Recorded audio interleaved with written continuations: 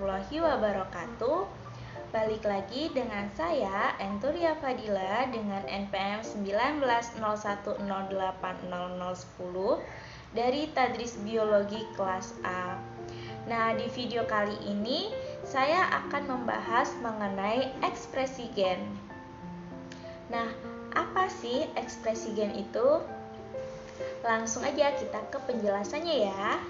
Nah, ekspresi gen itu adalah penerjemahan kode genetik yang merupakan proses penerjemahan DNA di dalam inti sel menjadi RNA dan diteruskan menjadi protein. Nah, protein ini mempengaruhi dalam proses metabolisme di dalam tubuh. Nah, pada ekspresi gen ini ada dua tahapan, ada tahap transkripsi dan tahapan translasi. Pada tahapan transkripsi, mengubah DNA yang merupakan gen menjadi mRNA dengan bantuan berbagai faktor pendukung. mRNA ini merupakan salinan dari gen yang nantinya yang akan menjadi cetakan pembentukan protein pada tahap translasi. Nah, pada organisme eukariotik, transkripsi ini berlangsung pada nukleus, sedangkan pada organisme prokariotik itu terjadi pada sitoplasma. Nah, kenapa berbeda? Karena pada mikroorganisme prokariotik ini tidak mempunyai inti sel atau nukleus. Nah, pada sel prokariotik itu tahapan transkripsi dan translasi itu bisa berlangsung secara bersamaan. Nah, pada sel eukariotik proses transkripsi dan translasi itu terjadi secara bertahap. Nah, pada proses transkripsi itu ada tiga tahapan, ada tiga proses. Yang pertama ada inisiasi, itu merupakan dimulainya pada saat RNA polimerase ini menempel pada molekul DNA di utas ganda. Yang kedua ada elongasi, yaitu pemanjangan. Yang ketiga ada terminasi, itu sinyal pemberhentian atau kodon berhenti, kodon stop. Nah, selanjutnya masuk kepada tahap translasi. Nah, translasi ini terjadi di dalam ribosom.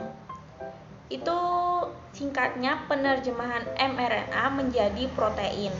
Nah, pada proses translasi ini asam amino akan dirangkai membentuk rantai polipeptida atau protein.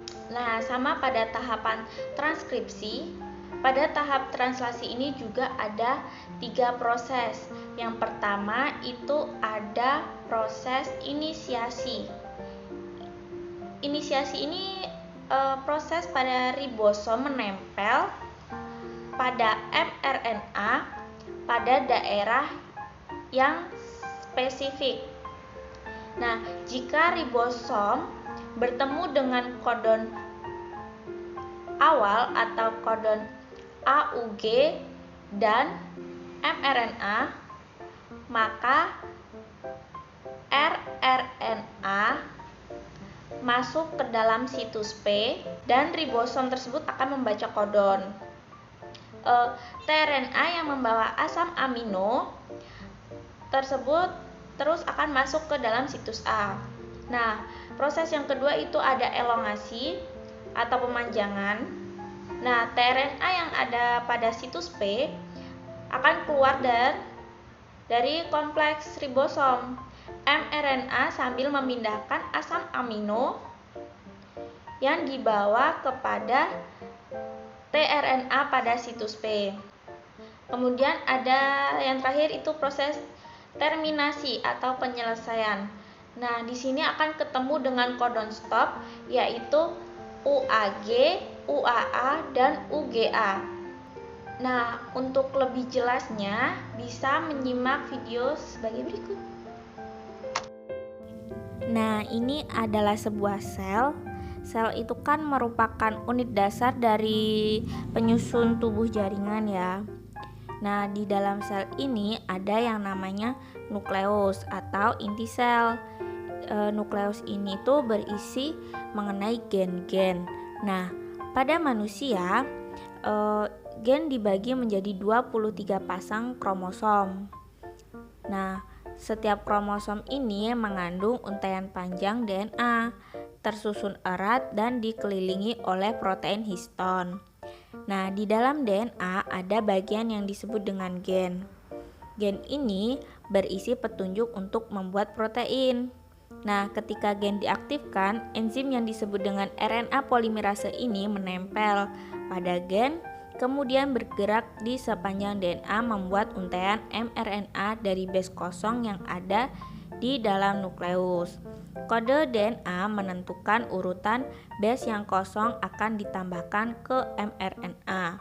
Nah, pada proses ini disebut dengan proses transkripsi. Sebelum mRNA digunakan sebagai template untuk produksi protein, itu perlu diproses. Ini melibatkan menghapus dan menambahkan bagian RNA. Kemudian si mRNA ini akan keluar menuju ke sitoplasma. Nah, ini dia bergerak keluar menuju ke ribosom. Ribosom itu tempat pembentukan suatu protein.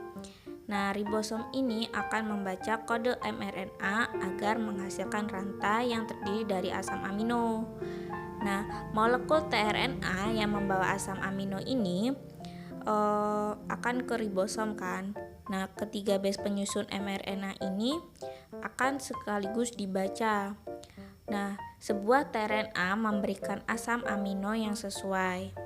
Nah, kemudian ini ditambahkan agar membentuk rantai asam amino. Nah, setelah rantai asam amino ini jadi, nih dia bergeser-geser. Setelah menjadi rantai asam amino yang panjang, kemudian akan terlepas. Nah, terus dia akan melipat ke dalam bentuk yang kompleks untuk membentuk suatu protein. Nah, itu tadi penjelasan mengenai ekspresi gen. Jadi, ekspresi gen itu adalah penerjemahan kode genetik untuk proses pembuatan protein. Sekian materi yang dapat saya sampaikan. Kurang dan lebihnya saya mohon maaf. Saya akhiri. Wassalamualaikum warahmatullahi wabarakatuh. Semoga bermanfaat. Jangan lupa subscribe dan like.